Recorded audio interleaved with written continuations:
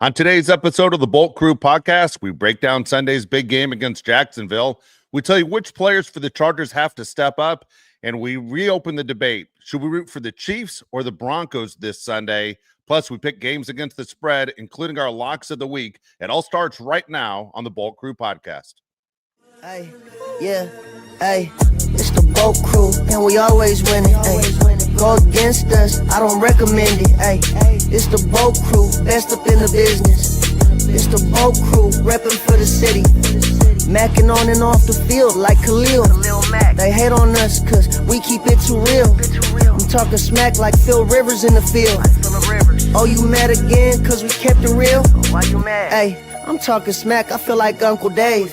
Hey, I bring the pain, I feel like Derwin James. I could run and gun, I feel like Herbo down the lane. I feel like LT the way I'm stiff arming these lanes. We just wanna win, we just wanna win, yeah. Ay, we just wanna win, we just wanna win, ay. Putting on for the city, putting on for the city. We just wanna win, we just wanna win, yeah.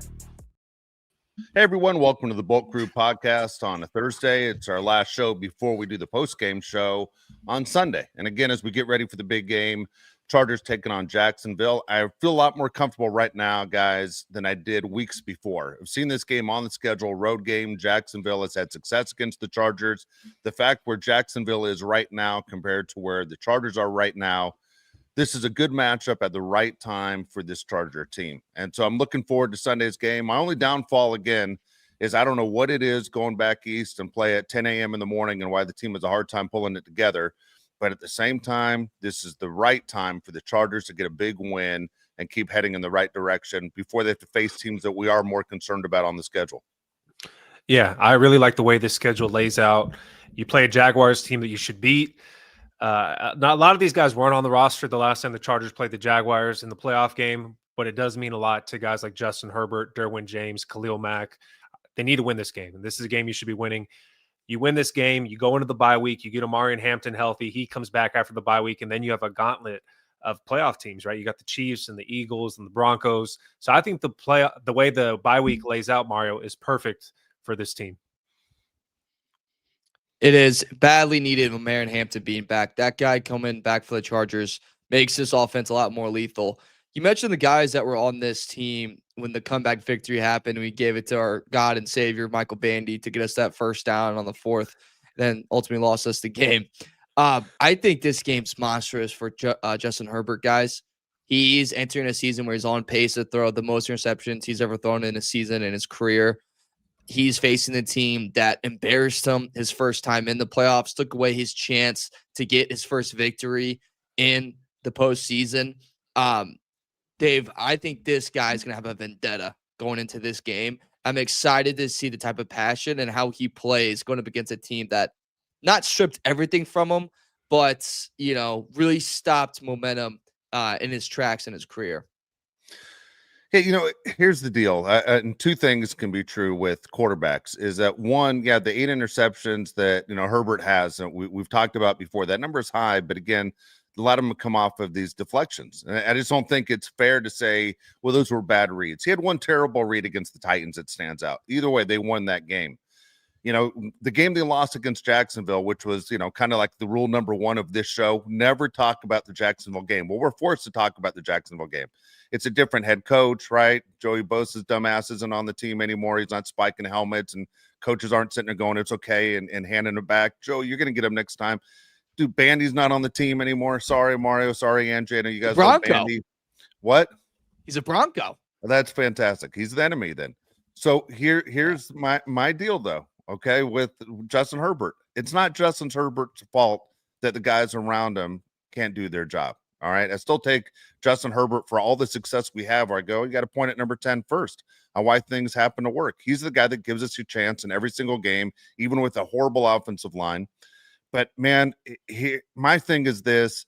Jacksonville right now is one of those teams that's dragging, right? Your Heisman Trophy winners not going to play the rest of the year. Those guys are hanging their heads. They know they've lost 3 out of 4. Really could have easily been 4 out of 4. Again, for the people who don't know, it was the game against the Raiders where they won by 1 point, and the Raiders, because they have nothing to play for, went for 2. And, of course, they didn't make it because they're the Raiders, and Jacksonville gets a win. So that's their one win out of the last 4 games. They're dragging. Chargers are a team with momentum. I can't see another slip game. If there's another slip game, then I don't even know what to say about Jim Harbaugh. That's on him. That straight out is on him and the coaching staff, that this could happen against the Giants and could happen against the Titans. We have to sit there and play better football, and you're concerned for a little bit. This is a game you get on the plane, you go to Jacksonville, you take care of business. I see in the chat, someone writes in here and the name passed by. I'm in Jacksonville. They hate Trevor Lawrence here. Well, no kidding.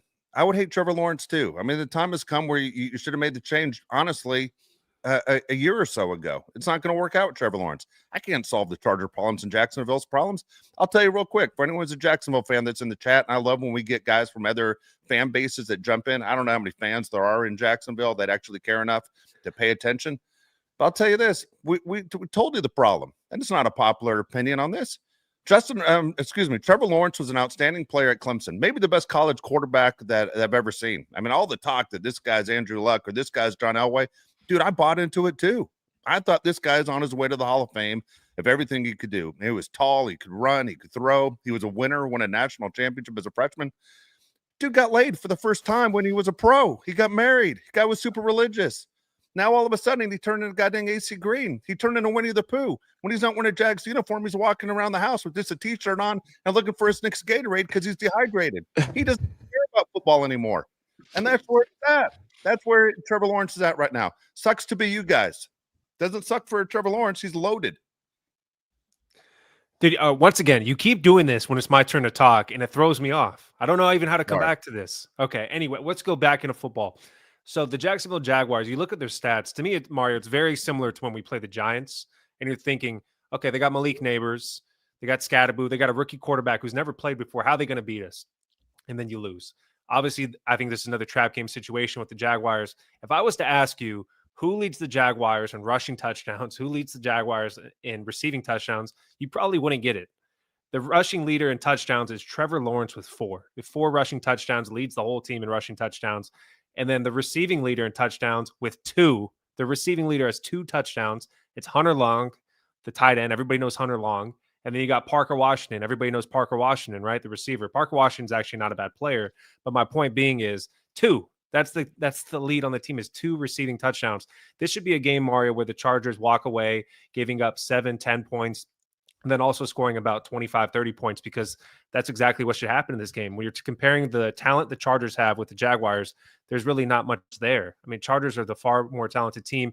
You get Bobby Hart back hopefully this weekend. Rondé Gatson has been a full participant in practice. There's no reason the Chargers shouldn't hang 25, 30 points on the Jaguars. There's no reason they shouldn't. This defense is fine. I think the Jaguars as a whole, like the good word to describe them is they're fine.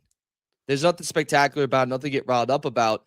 But this game means so much to both teams, and not just because of the pass for Herbert and what they kind of did to him, but because if the Chargers win this game, their playoff chances go up to 91%. If they lose this game, they go down to 58%. If the Jaguars win this game, their playoff chances go to 57%. With the loss, it goes to 18%. So both these teams need this game for playoff reasons, and both are in a division right now that they're fighting for their lives in. Jaguars just lost to Davis freaking Mills last week on a comeback win. They scored over 20 points in the fourth quarter. So this team will let you have a day on them, and even when you're down and out, you're still in the fight.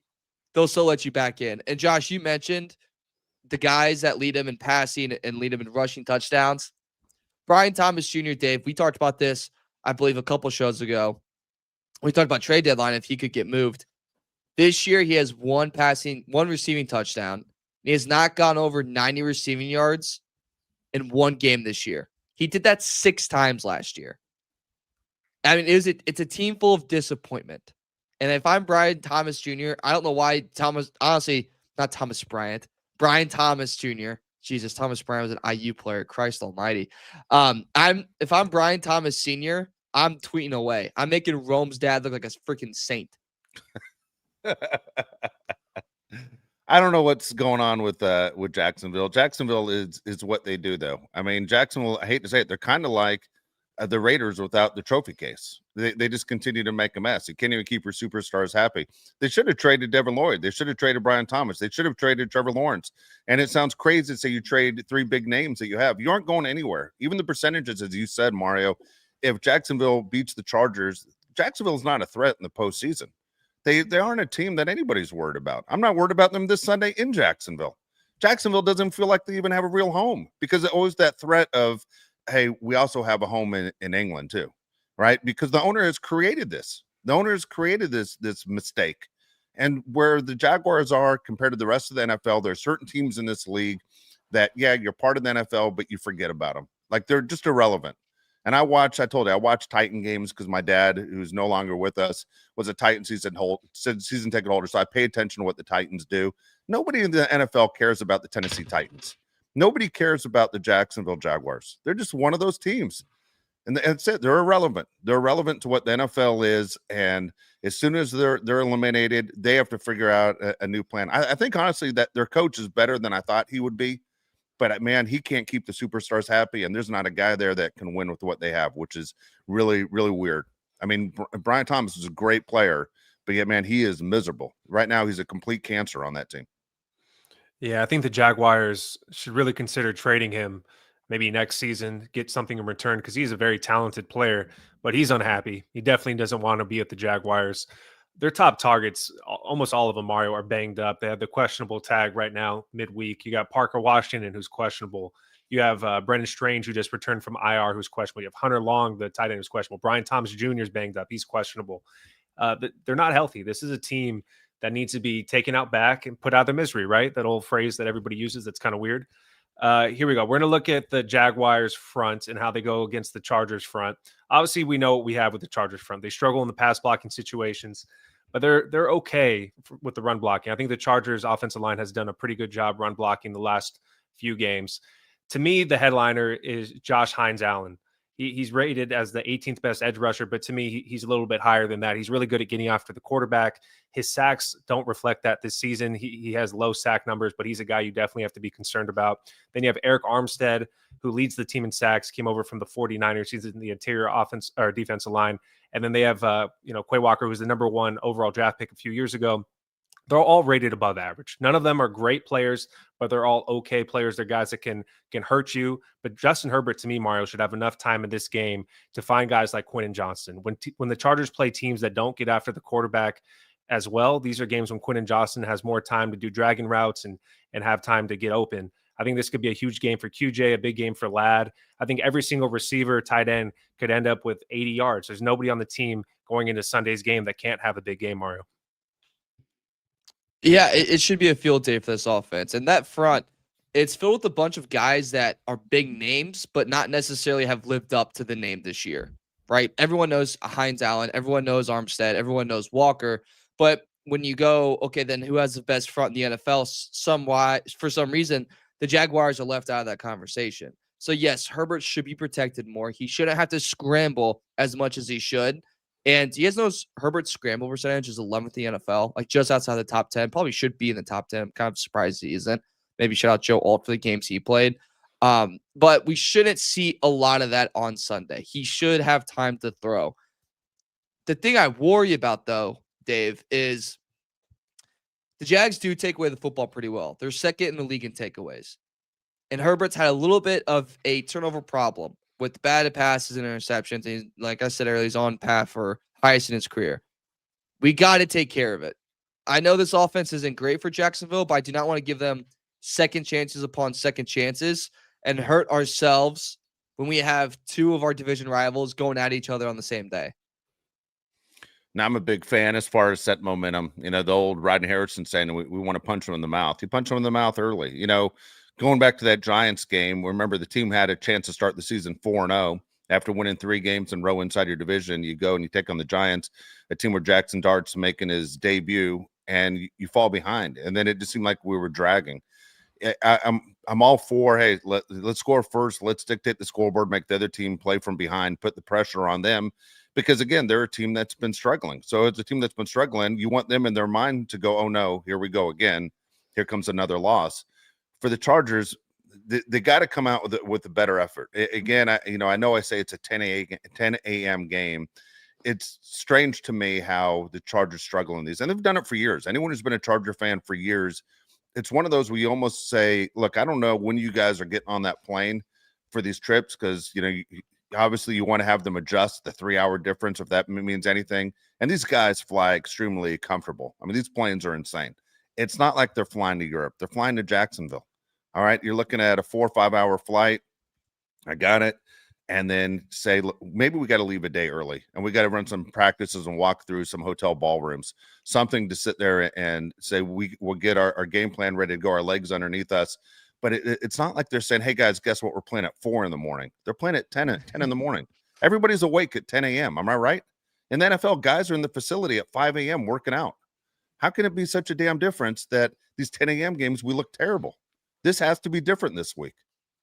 Yeah, so the Chargers have played 3 10 a.m. games this season, and they've been not very good in every single one of them. So the first one was the game we all know about in New York or New Jersey against the Giants, an obvious loss. Chargers looked absolutely terrible in that game.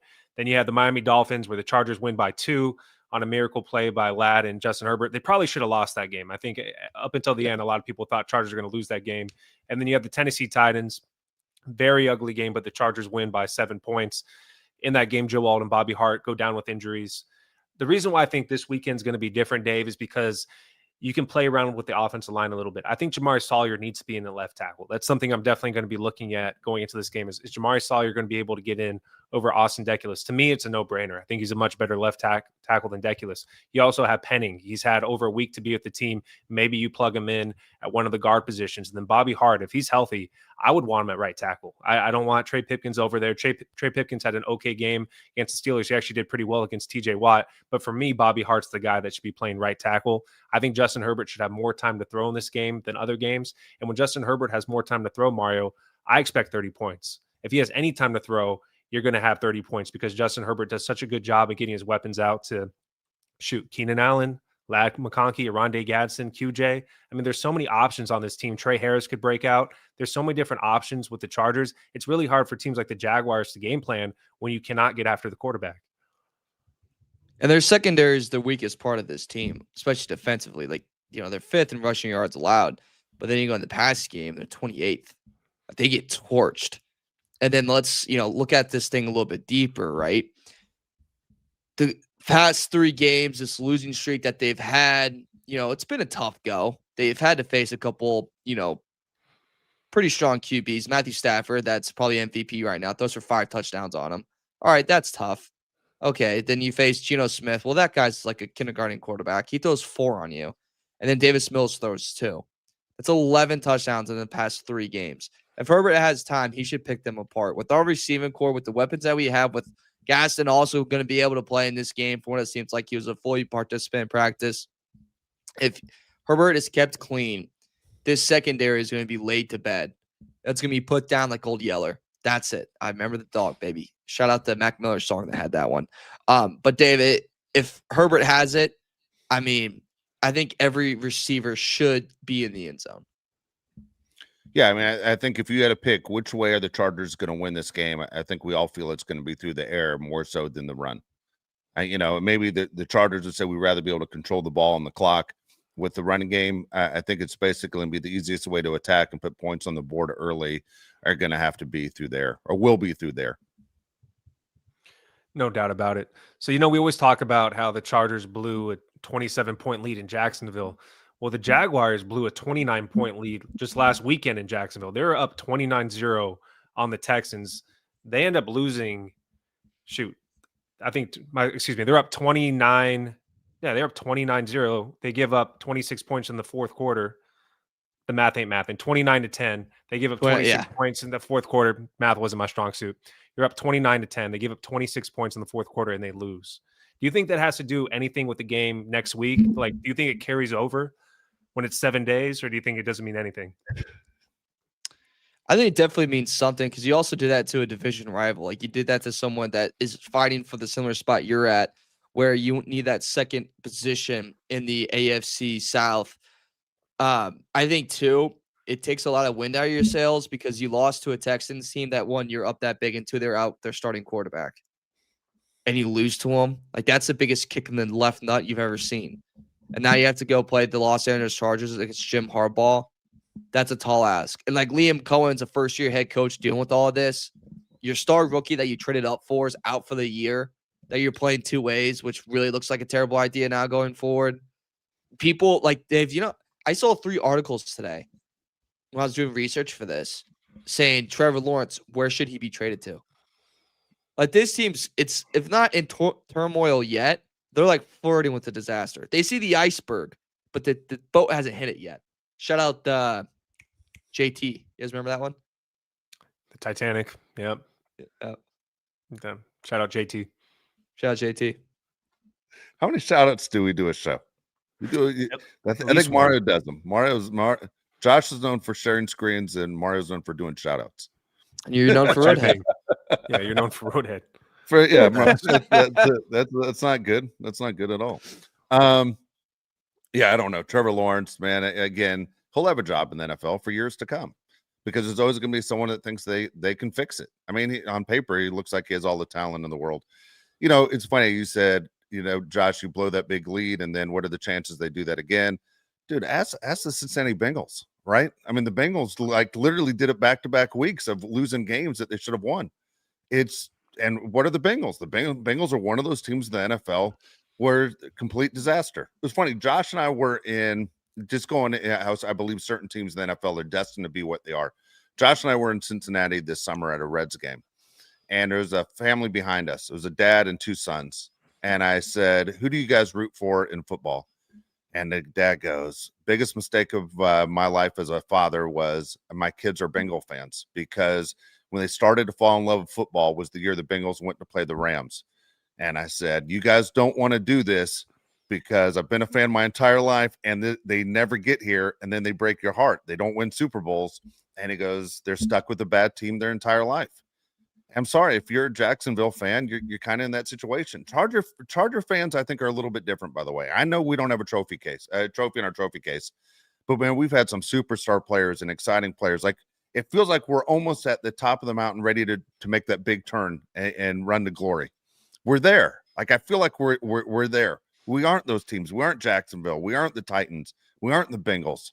We're closer to turning the corner than any other of those franchises that have underachieved. I agree with you. One of the big differences between the Chargers and the Jaguars is the Chargers are in an elite division. You could say the Chargers are in the best division in the NFL. I don't think anybody would argue with you. You have 3 teams that are going to make the playoffs. You have the Broncos, Chiefs, and Chargers. You said you wanted to talk about this again. A lot of people in the chat are talking about it right here, Dave. Who do you want to win between the Broncos and the Chiefs this weekend? Okay, I brought this up the other day, and I thought for sure everybody would agree with me. Matter of fact, it backfired on me. Yeah, most people said I was crazy, and they didn't agree with me. I said, you're rooting for the Chiefs this weekend because with a Charger win and a Broncos loss against the Chiefs, it puts the Chargers in first place because we hold the tiebreaker with Denver. And people are like, I can't root for the Chiefs. I'll never root for the Chiefs. And then I've run into Charger fans over the last few days who have told me, we're rooting for the Chiefs. You just got to. You don't have to watch the game because it's painful, but you're rooting for the Chiefs and you're walking away. The only way to do it is root for the Chiefs. It's like the most basic thing as a Charger fan. You root for every NFC team against every AFC team because it might help you out in the playoffs. Just basic. You automatically root for every NFC team against every AFC team because it might help the Chargers out in playoff seeding down the line. You have nothing to gain by an AFC team beating an NFC team. And so that's my point. So I think more people are coming into the idea that, yeah, it does help them out. We all hate the Chiefs so much that it's hard to believe that we'd actually root for the Chiefs in any game at any time. What do you think, Mario? I want the Broncos badly to win this game. Chiefs lose 2 in a row. I mean, not Chiefs. Chiefs bounce back, beat the Broncos. Like, that's what I want. I should rephrase it that. I want Denver badly. I'm getting screwed up. I want the Chiefs to freaking win. I feel like I just zigzagged myself. Oh my God. Christ almighty, my man. What's going on over here? I have no idea. I want the Chiefs to win this game. I want them to smack the Broncos around. Yes, I'm sure. All right. I just made I don't know what was going on in my head right there. Yeah. All right. So the Broncos have a 3-game lead. The Broncos have 8 wins. The Chiefs have 5 wins. Okay, so we know that the Chiefs don't have a crazy hard schedule down the line, but the Broncos play the Chiefs this weekend. Then they have the Commanders. The Commanders are all banged up. You think Broncos will beat the Commanders? They got the Raiders. Broncos should beat the Raiders. They got Green Bay at home. Green Bay is okay. Their offense is nothing. Broncos have the best defense in the NFL. Then you have the Jaguars. Broncos should beat them. That's a home game. Then they go to Kansas City. That's going to be a very tough game. And then they end the season at home with the Chargers. So what I'm trying to say here is I am going to be rooting for the Broncos in this game because I just think the Chiefs are going to be great down the stretch because they're always great down the stretch. Like the last thing I want is for the Chiefs to win this game. Then they're not that far behind the Chargers. And then they finish out the season strong because they always finish out the season strong. I have less faith in the Broncos finishing out the season strong. Even though their schedule's not that hard, I don't trust Bo Nix. I don't trust that offense. And I think they could struggle down the stretch. All right, so here's the question. Would you rather have the Chargers win the AFC West, but the Chiefs make the playoffs, or the Chargers don't win the AFC West, still make the playoffs, and the Chiefs don't make the playoffs? The second one. You'd rather go that route. So, I think that's so I what guess, people are going. yeah, I was about to say, so, and with that, you would say, well, then I want the Broncos to win. Yes. Because if the Broncos win, yeah, then you go, okay, now they lost 2 in a row. Then they have the Colts after that. They could lose 3 in a row. And then you have Dallas and you have Houston. Houston could have Stroud back. Then they're in real desperation mode. Like if the Chiefs lose this game, they are fighting for their life the whole rest of the way. They lose this game, they're 5-5. And so you can afford to lose what? 3 more games? 2-3 more games on the year? Max? See, I want a home playoff game. Not just for, hey, we've got a home playoff game. I just think the road is easier when you have a home playoff game. I think Mario brought it up in the last show. If you had to play the Chiefs in the playoffs in Arrowhead or the Broncos in Mile High, which one would you rather do? For me, it's not even close. I'd much rather play in Mile High than play in Arrowhead. If we can avoid the Chiefs having home field or even making the playoffs, that's a huge advantage. Like I don't want to face the Chiefs in the playoffs. Even when the Chiefs aren't as good as they usually are, I do not want to face the Chiefs. I don't want to have the possibility of Mahomes having the ball with a minute left. I just don't want that possibility, because then you lose. You lose. History tells you lose. Yeah, no, you do. You lose. It's funny how this works out. I mean, over the last 10 years, we've hated the Chiefs. I mean, they've become the number one team in the AFC West that we hate. And I think, Raider fans will tell you that. Bronco fans will tell you that. But, you get a little bit further back, it was the Broncos that we all hated, right? When Peyton Manning was there, we hated the Broncos. It's just the kind of the way it goes. But the Chiefs and winning their Super Bowls and, Mahomes having the referees on their side. I had someone say who did argue with me about this. One person, without a doubt, that I saw that I walk with in the morning said, without a doubt, we're rooting for the Broncos because, we're rooting for the Chiefs because we want the Broncos out of first place. I know Mario's me upside down too, Mario. It's not just you. It's me. I know. I don't know why that screwed me up so bad. But the funniest line, and the guy looked at me dead in the eye and said, if it was the Chiefs against the Nazis, I'm taking the Nazis. I was like, did you really hate the Chiefs? Like, you really hate the Chiefs? I was like, wow. So, there's a lot of hatred towards Kansas City. That's why you couldn't say it, Mario, because you've never said it in your life. You've never wanted, the Chiefs. That's fair. Yeah. So if the season ended today, you would say, why the hell did the season end today? It's November 13th. But besides that, you would say, okay, well, look at the playoff picture. You got the Colts, the number 1 seed. You have the Broncos, the number 2 seed. Patriots, number 3. All 3 of those teams are 8-2. Then you have the Steelers, number 4. They're 5-4. Then you have the Chargers as the top wild card. They're 7-3. Then you have the Bills at 6-3. Jaguars at 5-4, rounding out the playoffs. The Chiefs are on the outside looking in at this point. They are the 8th seed. And then you have the Ravens, who people think are going to overtake the Steelers. I'm one of those people that thinks they're going to overtake the Steelers. They're the number 10 seed with a losing record at 4-5. That's why the NFL is so great. You can't really predict what's going to happen. Nothing would make me happier, Dave, going back to what you just said, than the Chiefs missing the playoffs. If the Chargers don't win the division, but the Chiefs also don't make the playoffs, then I'd be very happy. Yep. Keep in mind, too, they have a Thanksgiving game this week or this year. So after that Colts game, no matter how that goes and how brutal, how great it is for them, that's going to be a really grueling game. They have the Cowboys on a very short week in Dallas. Say what you want about, the Cowboys, but that offense on a short week, I'd rather not play. Yeah. All right. Do you guys want to get to the chat first before we get to the games? And then we'll leave it open if people want to jump in with the chat after we get to the games. Yeah, let's go chat first. I want to go chat Chat. first. One more thing too about this Chiefs schedule that I just realized as well is they have 2 more short weeks. The Titans, and then they play 4 days later on Christmas against the Broncos. Against who? Broncos? That's Yeah, gonna they be host hell. the Broncos. Yeah. Of course they host them. It's Denver that Yeah. gets screwed. All right, we got J Cam 50 pesos. Thank you. I don't know what that means. Probably like $2, $3. He says, any thoughts on Bosa not being on IR and playing well? Is it us? I mean, I wouldn't say he's necessarily playing well. I'm not watching all of his games with the Bills, but I see a ton of clips with him giving up on plays and just not doing great. I mean, he's an underachiever to me. No matter what happens with the Bills, he's an underachiever. For where he was drafted and what he did with the Chargers, Joey Bosa is always going to be an underachiever. He's out of sight, out of mind. Okay, F that guy. All right, I'll say it right now. I mean, honest to God, dude, I can't stand him. He stole money for years from this organization. His effort was piss poor. I don't know how sincere his injuries were. You don't want to call somebody out for that. But, man, for this guy to obviously leave and then run in his mouth and his mom running her mouth on social media about how horrible the Chargers were. Really, dude, I bet you live in a really nice house, drive a really nice car because of the life that the Chargers gave you and put up with a lot of your crap, including your behavior in that Jacksonville game. Can't stand Joey Bosa. The Buffalo Bills have been one of the more disappointing teams in this league, and I'm not talking about the record. I'm talking about who they actually beat to think, are these guys for real or not? Because you can beat up on our little sisters of the poor anytime, but anytime you face somebody that's halfway decent, you struggle. You got embarrassed against Miami last week. So enough with Joey Bosa. There's nothing about Joey that excites me. I'd love to see the Buffalo Bills open at SoFi Stadium in the playoffs and have Joey Bosa's season ended.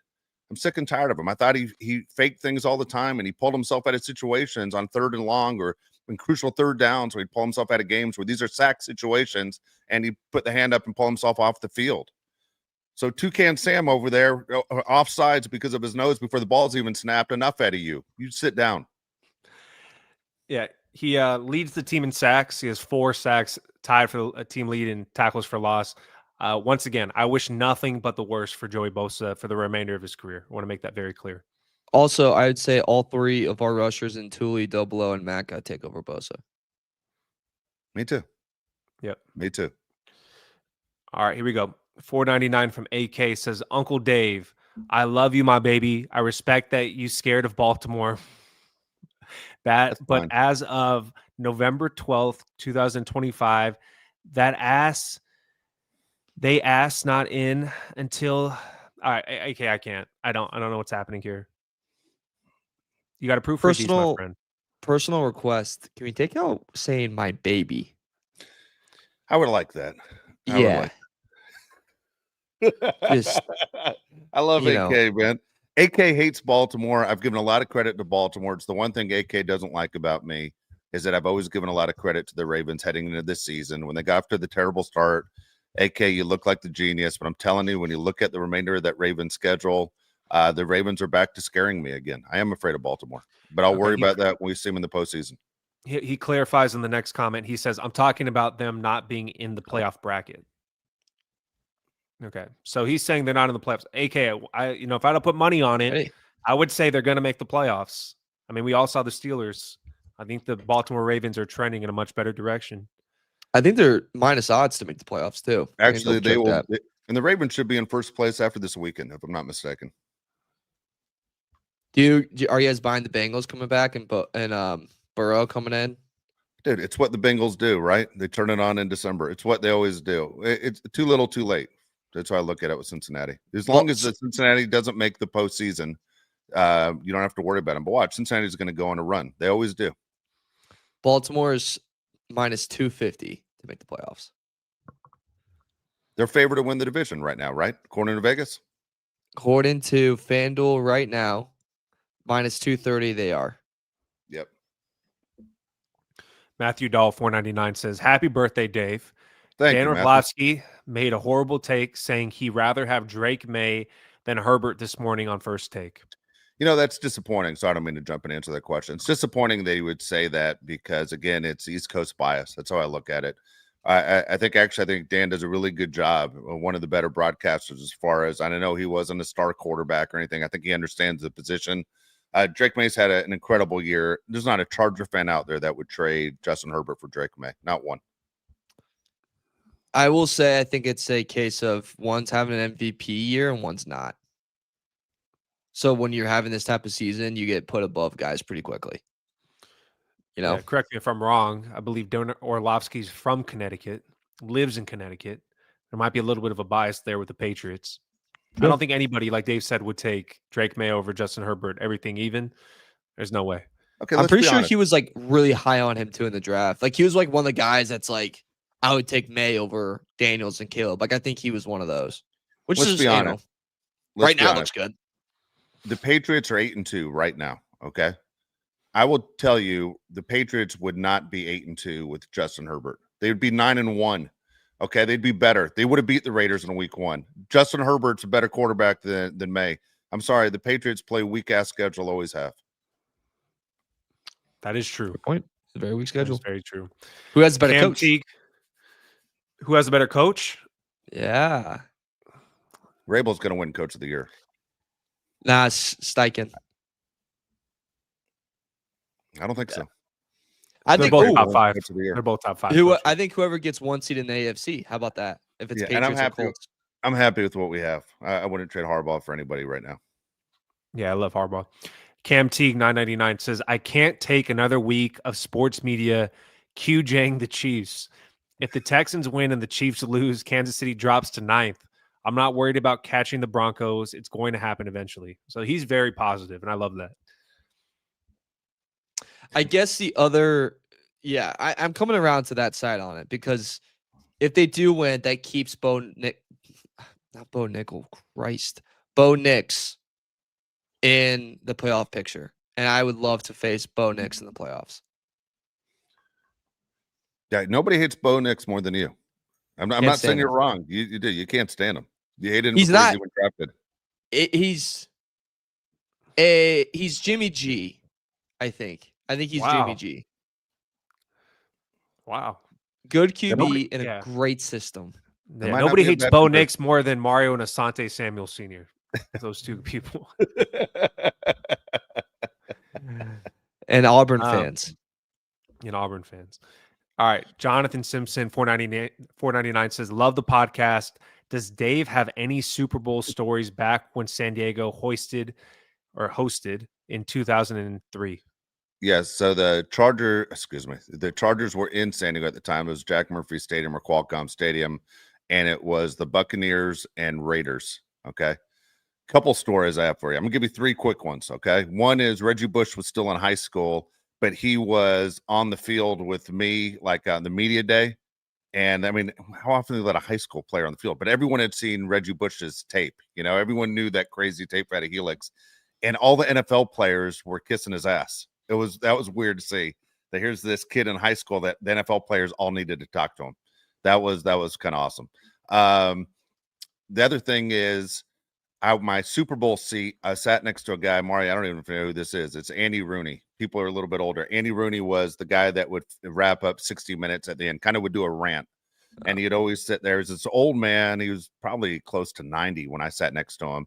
And he would sit there and he'd say, you ever notice that when the door shuts, that it opens? Like, he just go into his weird rants, but it was worth watching. Like, I always saw this old curmudgeon that would sit there and complain about stuff. And I don't do impressions ever, but for some reason the game was so bad so early because John Gruden knew exactly what the Raiders were going to do. And I just looked at Andy Rooney and I started doing Andy Rooney impressions next to him. And I was like, you ever go to the Super Bowl and think you can see a great game and it's absolutely terrible? And I just kept going, and he just finally looks at me and he goes, why don't you shut the F up? He goes, oh, people have been doing impressions of me my entire life, and all of them were better than yours. And I was like, all right, I'm going to shut up. And then this game's over, and they have the Super Bowl cushion. You sit on a Super Bowl cushion that you can take home, but it's like wrapped underneath on Velcro, and you can't figure out how to get it out of a seat. And I was like, you ever want to take that Super Bowl cushion home, but you just can't get it off your chair? And he's like, I thought I told you shut that up. He was so sick of me, dude.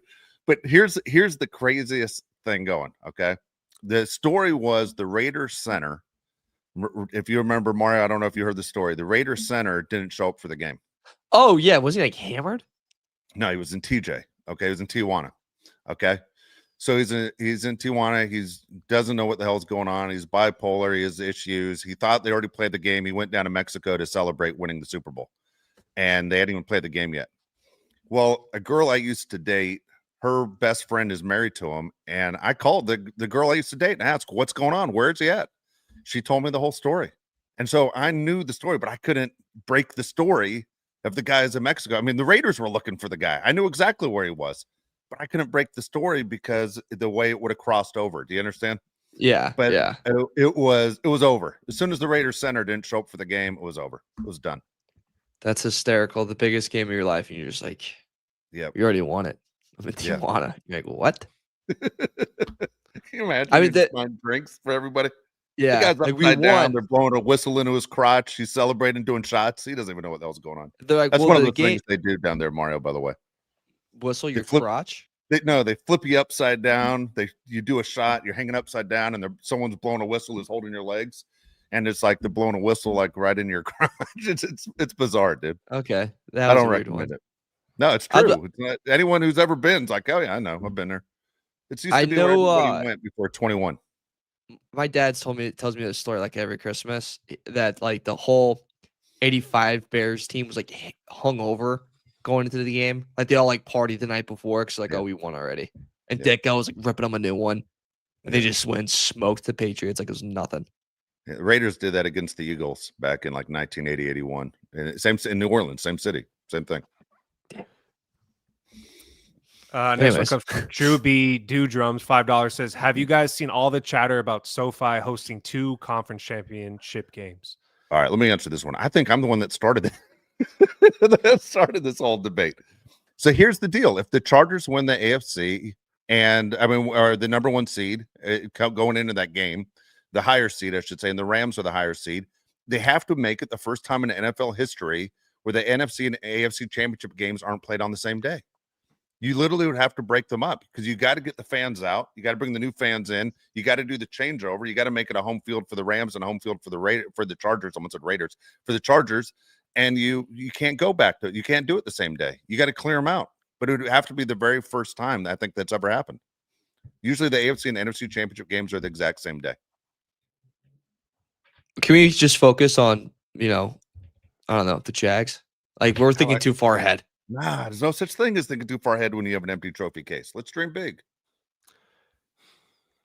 AK 499 says, Uncle Dave, Lawrence can be fixed. I have a proposal trade. I will give a 2nd and 4th round pick to the Jaguars. I trade him to the Rams. Let him sit 1 year.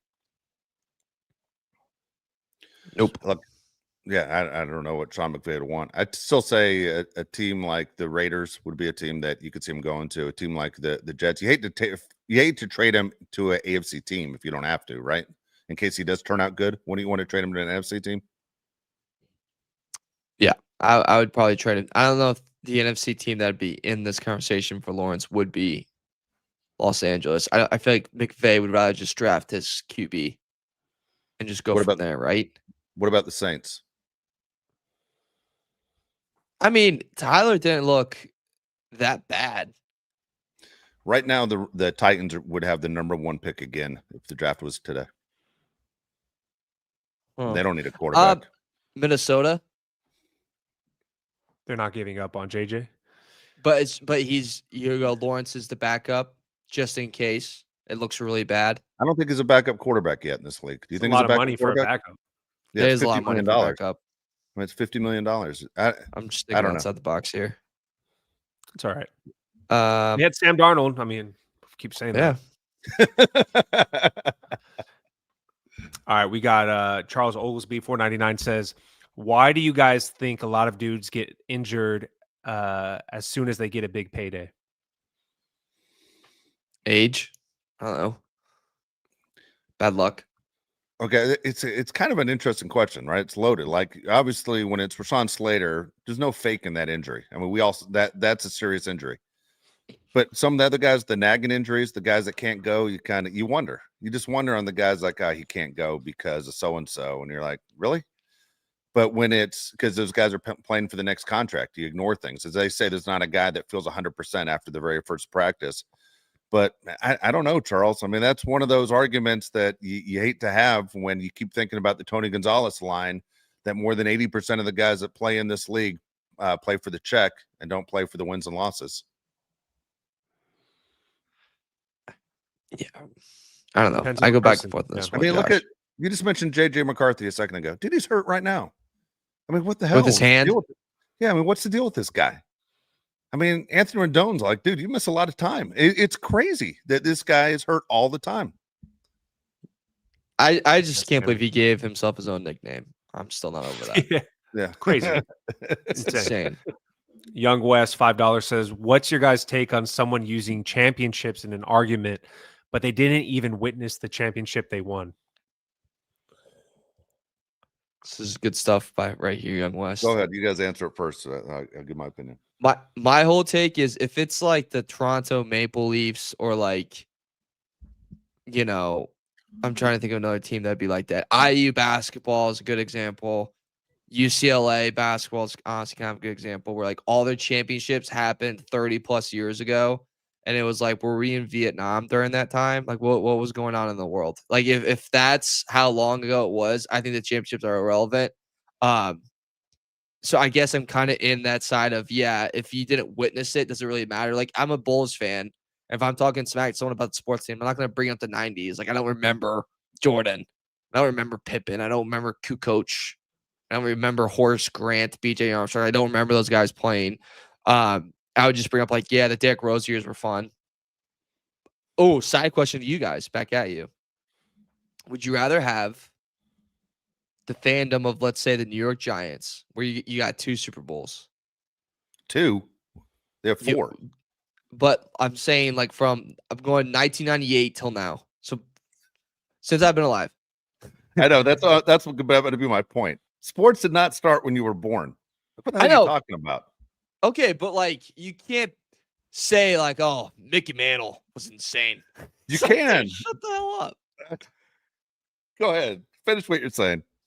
Okay, so my point was, before that, the question I was going to ask you, would you rather be a New York Giants fan in the past 25 years, where you've seen 2 Super Bowls, but a lot of bad football, or let's say you're a fan of, like, you take the fan of the Chargers, where you've always been relevant, but you've never gotten the job done? I don't want what the Chargers have. Yeah, this hurts. Like, this is painful. So you would take the 2 Super Bowls. So you're like, we'll take the 2. 2, I would take the 100%. 4. Okay, here's the deal, Mario. God dang it. Okay.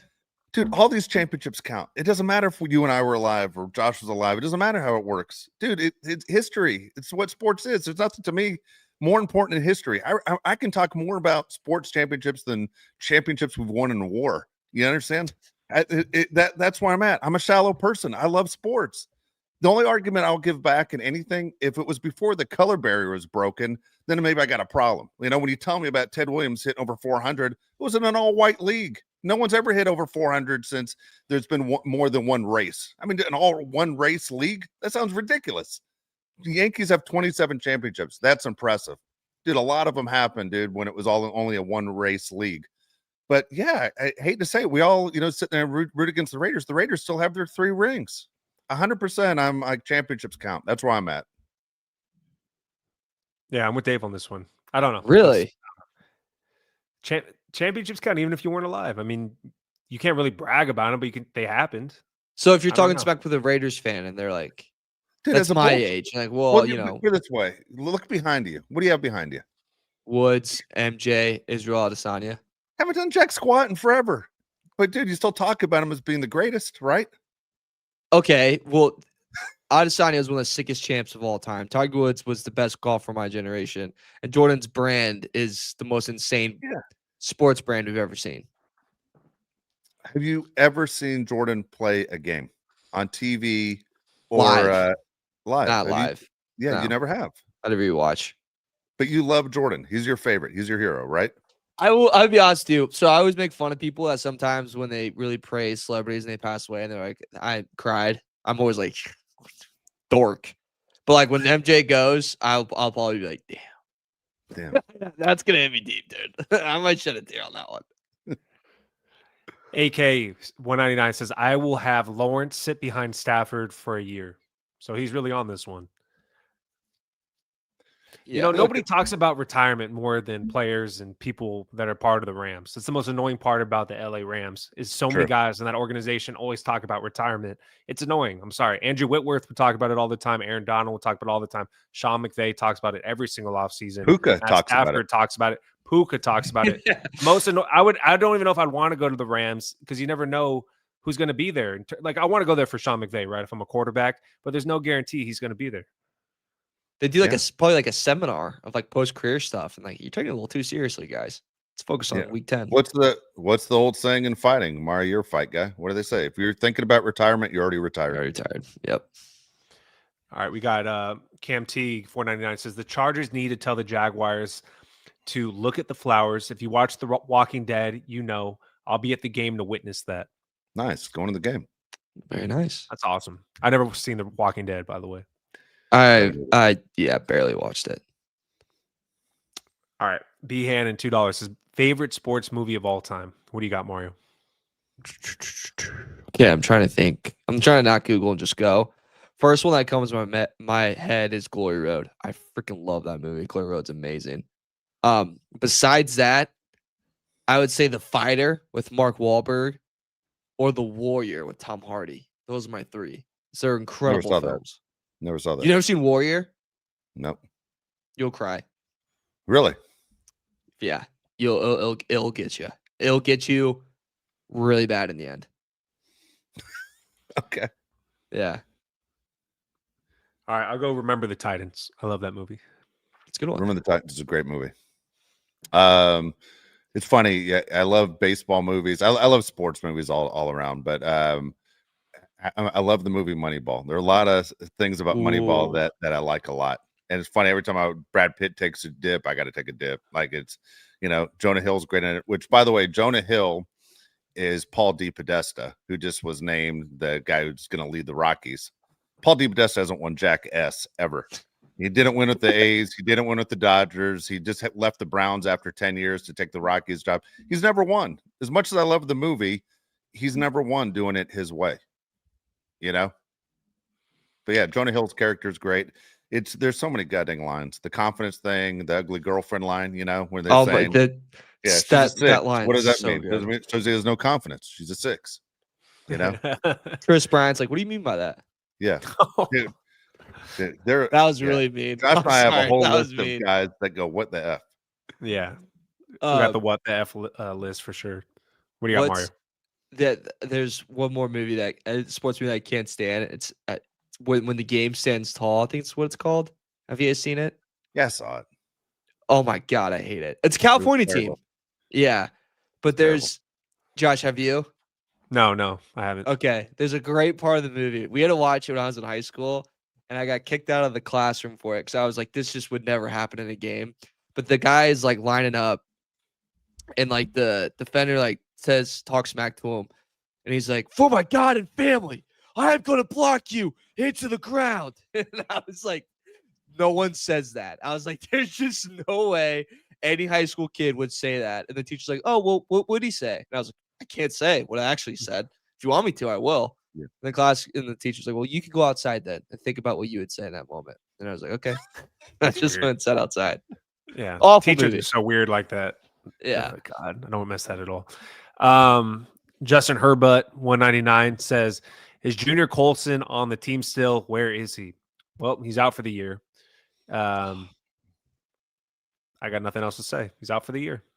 I don't think we'd be better with him. How's that? I mean, I'm sorry. I just don't think we don't miss him. We don't really, need him right now.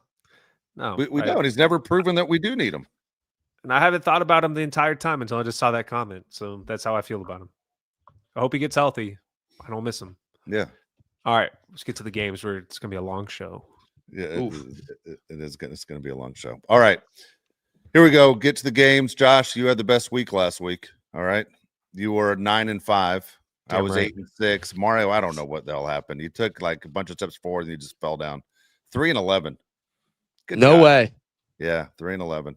Son of a bitch. I know. I'm 78-71.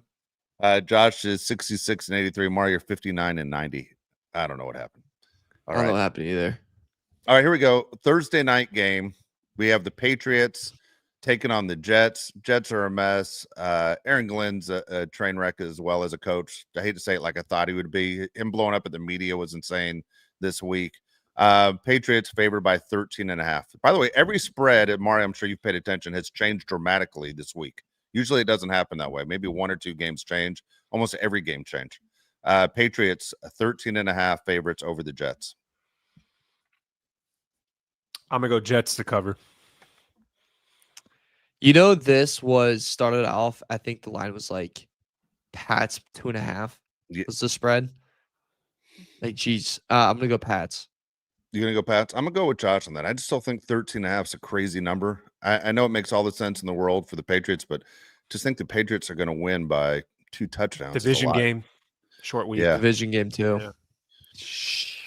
You want to change it? You want to leave it, Mario? I got hairy never balls. catch up, dude.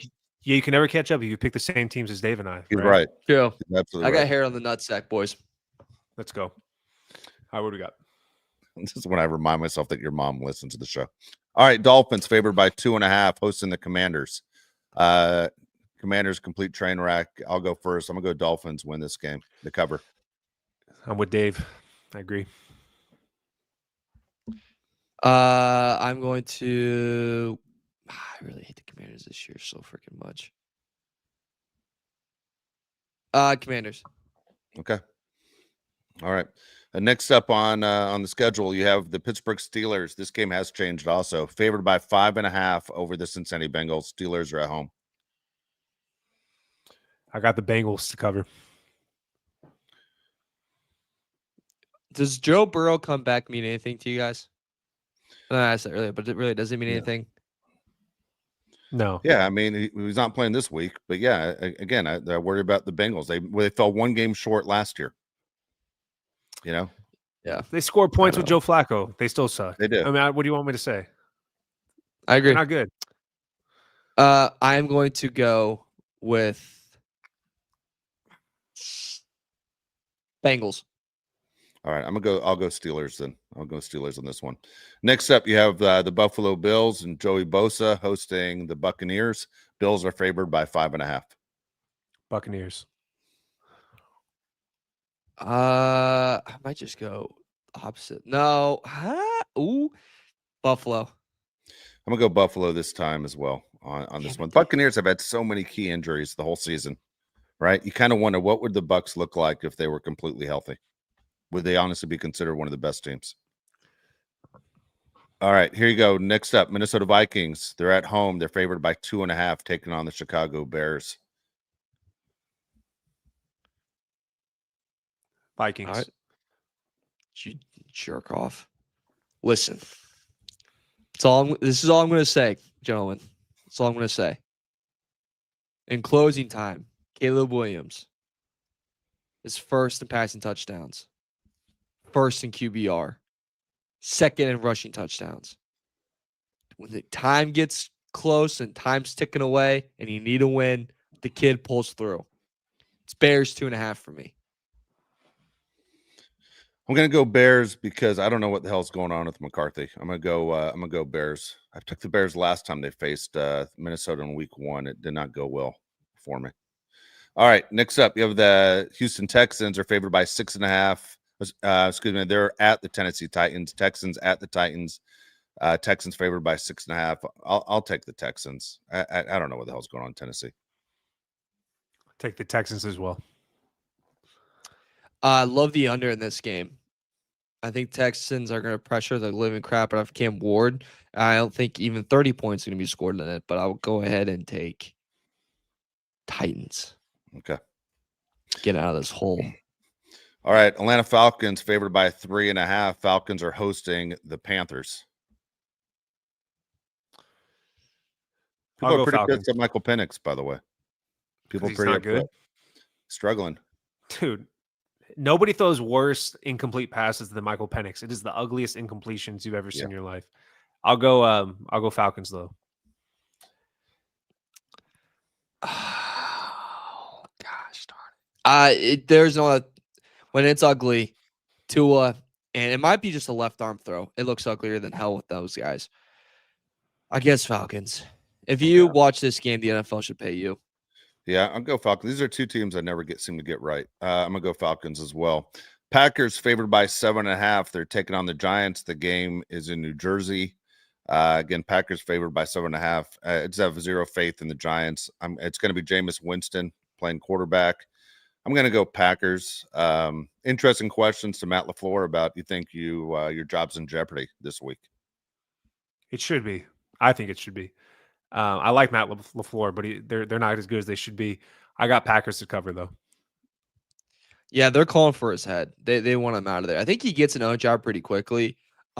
He's been there for a long time, and I don't know what he really has to show for it besides an AFC championship run. But then he lost to the 49ers in the cold when it was just absolutely brutal game. And you didn't do enough with Rodgers. All that being said, I will take the Packers to cover this week against the Giants. Okay. To me, game of the week right here as far as NFL entertainment, it's the Rams with 2 losses hosting the Seahawks with 2 losses. Rams are favored by 3.5. This number has gone up. It started much closer, but the Rams keep gaining points. Cooper Kupp returning to L.A. Rams have always played well against the Seahawks. That's why I'm going to go with the Rams. I agree with Dave. Best team in the NFL right now is the Rams.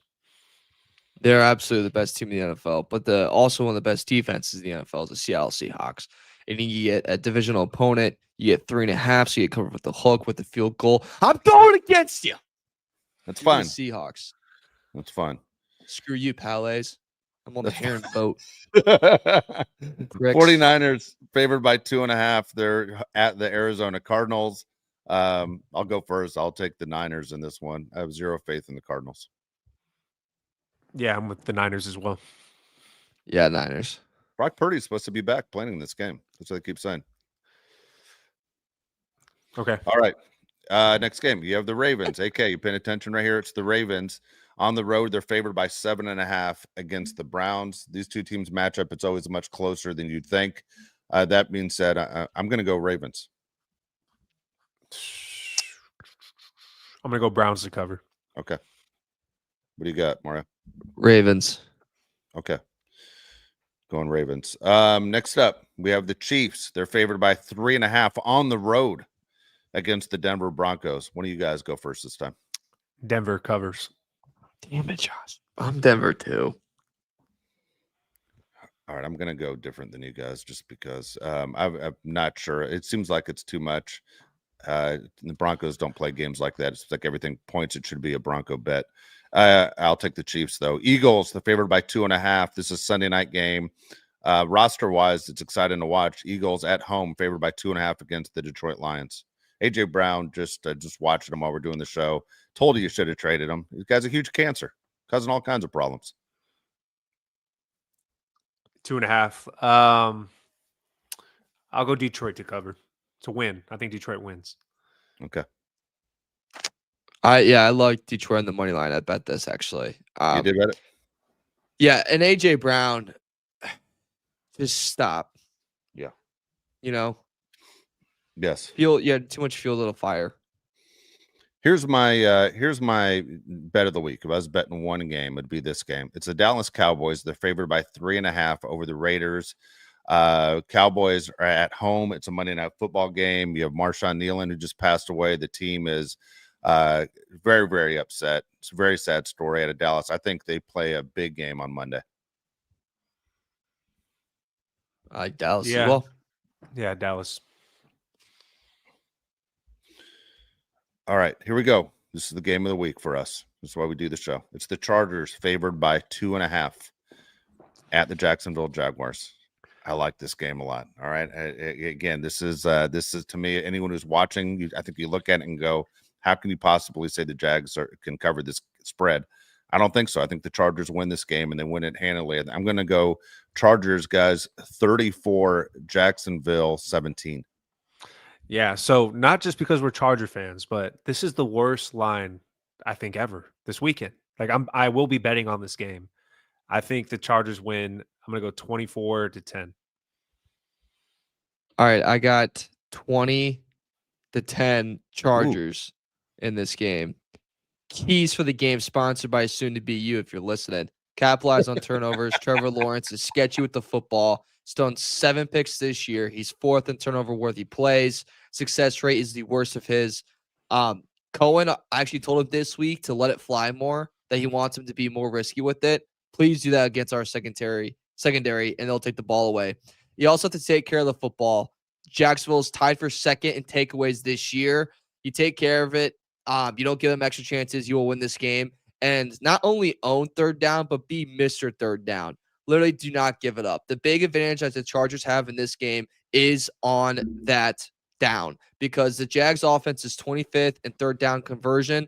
The Chargers are 4th best 3rd down defense. They get off the field and do it very, very well. Get Trevor Lawrence off it, put Justin Herbert on it, and you win this game easy and handily.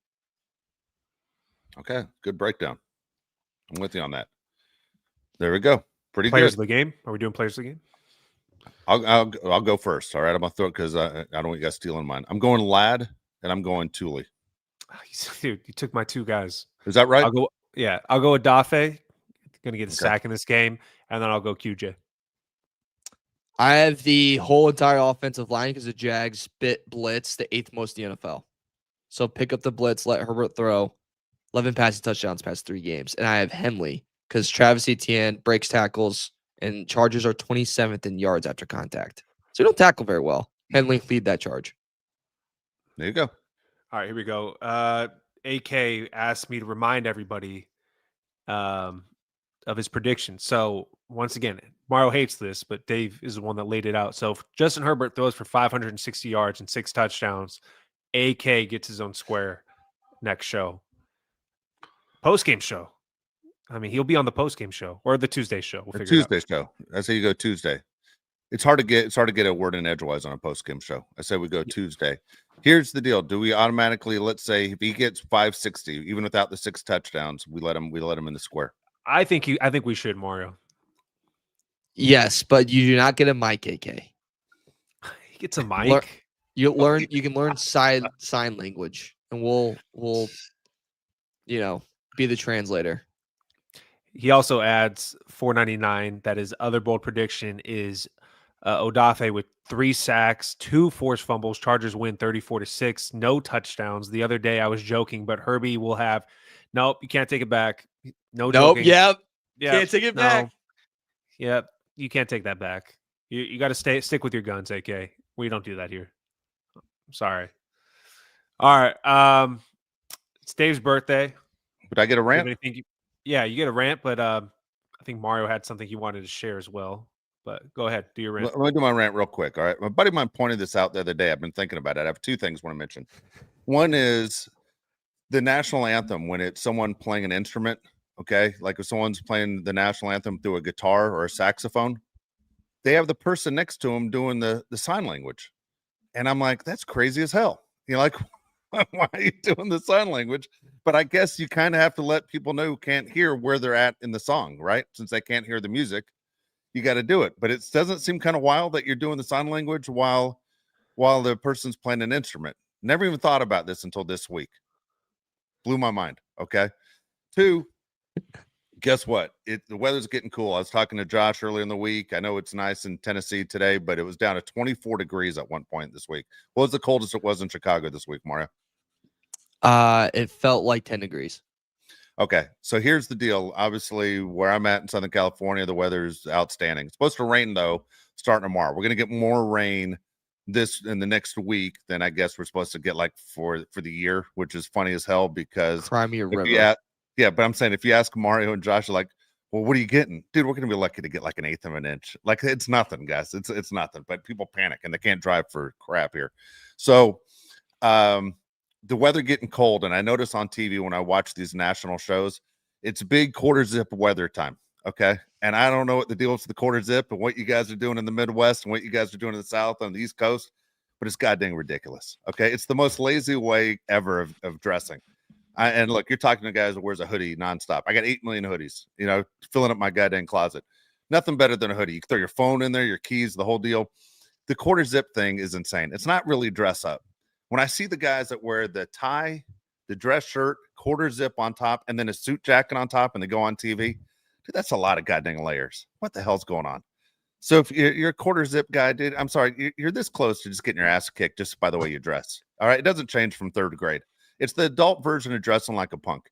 And you're wearing the quarter zip guy. I'm like, you kind of deserve a good sock. You know, the one good punch is kind of where we're at. Not a big quarter zip guy of watching guys on TV, but when I watch the guys, whether it's coming off the golf course or walking into a nice restaurant, I'm like, quarter zip, that passes.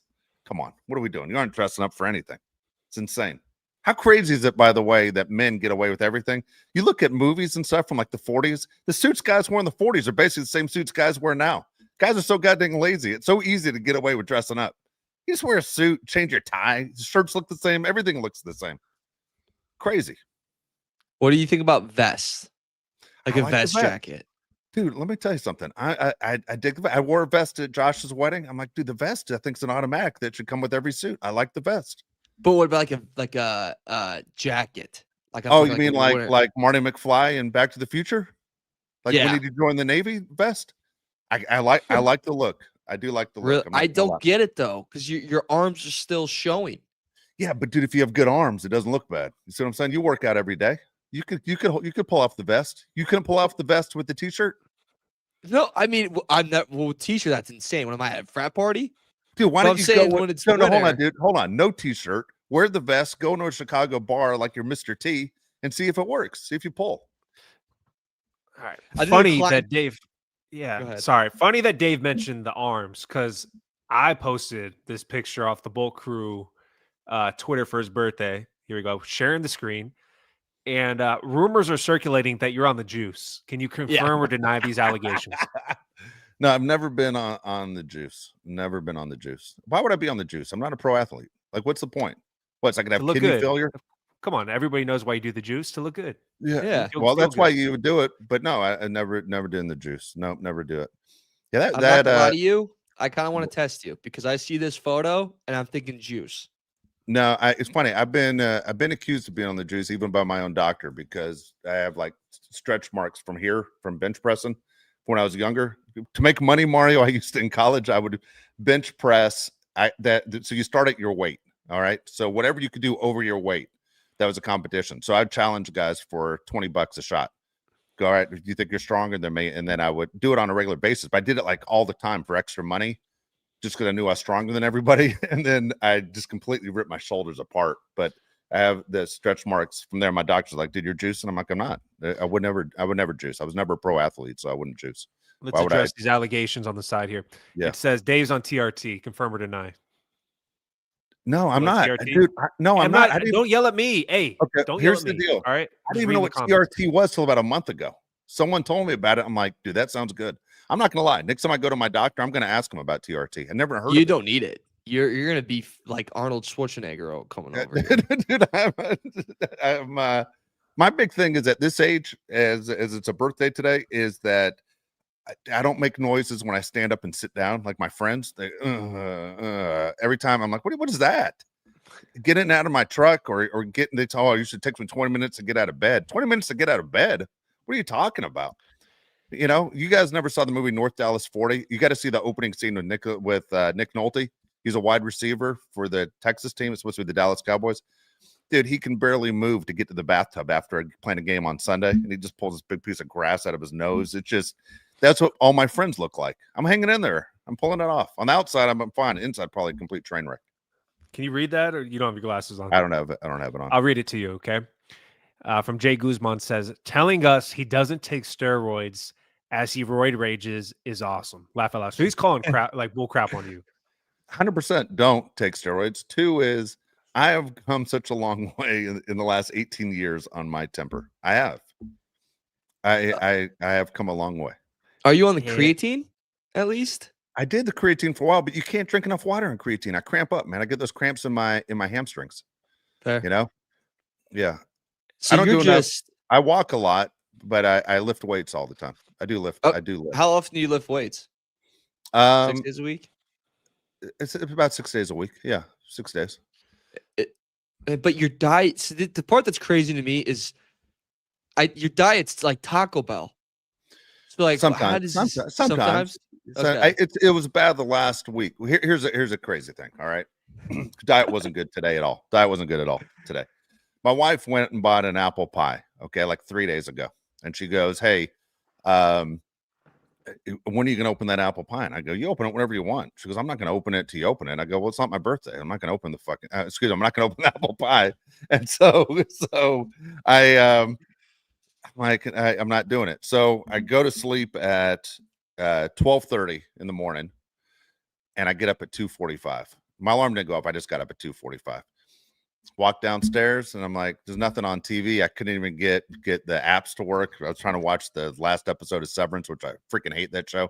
And but I'm to the end of it, and I'm opening that goddamn apple pie. I ate half the apple pie right there. Literally ate half, cut it right in half. I just ate the whole goddamn thing. It was outstanding. No whipped cream, ice cream. There was no time for that. I'm just eating apple pie at 2:45 3 in the morning. Yeah, just complete eating mess, apple dude. pie. Complete mess. I'll probably finish it off before the day's gone. That's it. Complete mess. So your gene nothing to pool say. is nuts. I don't have those genes. You look fantastic. Josh- You're a Josh- Division One yeah. outfit of Puma. Yeah, Josh, Wow. Josh has good genes. Josh is good. Josh has a crazy metabolism, better than anyone I've ever seen. Okay, that is the biggest bullshit. Sorry, but like I've ever heard is Josh going to have good genes. What? I can't. I don't Yeah, look you were- jack like him. Josh was a 2-time, like he was a D1 athlete in baseball and football, and he's telling He's you he doesn't have good genes. And he's 6'6". Yeah. I don't know. I can't. I don't know. You're like a muscular guy. My back hurts all the time though. It But sucks. because Josh is tall, but Josh doesn't lift heavy like I did. I don't recommend lifting heavy. Anybody that does any of that stuff, one thing is I could go in the gym and lift like anywhere in the machines. I could do the whole stack on any machine at any time. I was always strong. I was always very strong. My other son was better than me on that. Like Jake was the strongest kid I've ever seen in my life. Oh, so jealous. Yeah, it's true. All right. We're going to post game show. We're good for that, right? Yeah, we're back for the post game show. There you go. I Yeah, didn't appreciate know all if the you guys well had wishes. plans. I don't know what's going on anymore. Well, I will have it is CC Marie Heron's first birthday. That will be going on during it. So I'm gonna have to figure that one out. Are you doing the show from Indiana? Is that what you're telling us? Yeah, I'll be from Indiana. And if the party might still be going because it's at 2. So I'll have to figure that one out. All right. So here's the deal. Are we saying the show is starting when the game's over, and if you jump on, you jump on? Yes. That what you said? That's what I'm Okay. saying. Simple enough. But- All right. okay, Join us for the hold on a post second. game show. He said if you guys fought another Chargers podcast, who would I'll win? take my chances against any other podcast. I've seen the other podcast. Not impressed. Yeah. Dude. Me I bet versus the they're- designer. Not even a Yeah. not even a chance. Yeah. Versus the inventor. Yeah. All, with all due inventor. respect, I bet all those Chargers pods are fantastic, but we had Yeah. some big bodies. I mean, you guys are both over 6'3". Yeah. You're a big dude. You always say you like, aren't, but you're a big dude. Yeah, I'm Yeah. 6'1". So like, You're scrappy, tough dude. guy. I have a feeling, dude. You can hold your own. You aren't that guy that disappears in a bar fight. Dude, if we did the cage match from like the WWE, dude, all three of us are walking Yeah. out unscathed. yeah. No doubt in my mind. Yeah. Yeah. Honestly, the problem Mark, would I be like fight dirty as hell, dude. Like I was about dirty. to say the problem would be like the refs talking to us, like yeah, snap out of it, like behind stage, the wives gonna like come in, or my mom, it's like, hey, snap out of it, like calm me down the Hulk and Marvel. Yeah, oh my god. Yeah, anyway. As I just said, I've come a long way. Now you got me all pumped up. Like, who are we fighting first? Like, We got the 1 seed, right? 100% going into We got the tournament. 1 we seed. got the We got the one 1 seed. seed. Yeah, Yeah. we have the 1 seed. Hey, I'll tell you right now, we can issue this straight out. Josh and I are going to be at the Texans Charger game. If any of those people want to show up, you know where to find us. You know where to find us. We'll be the guys not hiding. Yeah. That one. This was a good show. There you go. I appreciate all the well wishes as far as the happy birthdays. Actually, it's a lot of fun for me today. So thank everyone so much. Please join us for the post-game show, talking about a big Charger win. And then, of course, we're back in the schedule next week. We'll let you know how we're rolling with that as well. But again, let's go Chargers. Let's get a big win against Jacksonville. And if you want to leave a comment on YouTube, we'll respond to those. Please like and subscribe before you get out of here. For Mario Heron, Josh Palais, I'm Dave Palais. We'll see you on Sunday. One day away. Hey, yeah, hey, it's the boat crew, and we always win it. Hey, go against us, I don't recommend it. Hey, it's the boat crew, best up in the business. It's the boat crew, repping for the city. Macking on and off the field like Khalil. They hate on us cause we keep it too real. I'm talking smack like Phil Rivers in the field. Oh, you mad again cause we kept it real? Why you mad? Hey, I'm talking smack, I feel like Uncle Dave. Hey, I bring the pain, I feel like Derwin James. I could run and gun, I feel like Herbo down the lane. I feel like LT the way I'm stiff arming these lanes. We just wanna win, we just wanna win, yeah. Ay, we just wanna win, we just wanna win, ay. Putting on for the city, putting on for the city. We just wanna win, we just wanna win, yeah.